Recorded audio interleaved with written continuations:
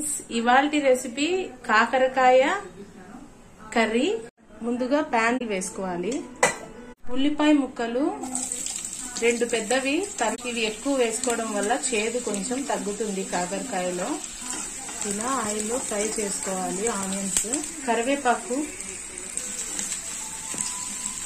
1/2 spoon జీలకర్ర, వెల్లుల్లి paste 1 spoon, పచ్చివాసన పోయేంత వరకు ఫ్రై చేసుకోవాలి. బాగా కడిగి పెట్టుకున్న కాకరకాయ ముక్కలు వేసుకోవాలి. ఒక 2 మినిట్స్ ఇలా ఫ్రై చేసుకోవాలి. బాగా రుచికి సరిపడ ఉప్పు వేసుకుంటే త్వరగా ఇవి ముక్కలు బాగా ఫ్రై అయిపోతాయి.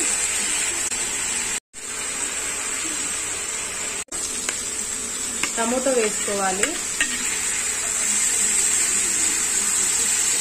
ఇది బాగా కలుపుకోవాలి. కారం, కొద్దిగా పసుపు, 1 స్పూన్ ధనియాల పొడి వేసుకోవాలి.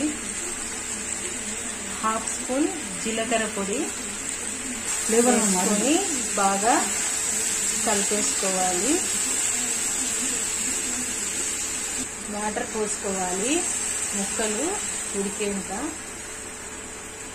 కాకరకాయ ఈ గ్రేవీ థిక్ కన్సిస్టెన్సీ వచ్చేంత వరకు మూత పెట్టి మగ్గించుకోవాలి. ఉడికించుకున్న తర్వాత చింతపండు పులుసు వేసుకోవాలి. బాగా కలిపేసుకోవాలి. కొద్దిగా ఉప్పు అడ్జస్ట్ చేసుకొని వేసుకోవాలి. మళ్ళీ చింతపండు రసం వేసుకున్న తర్వాత 1/2 స్పూన్ బెల్లం వేసుకోవాలి. క్రష్ చేసుకుంది. ఈసారి బాగా కలిపేసుకోవాలి.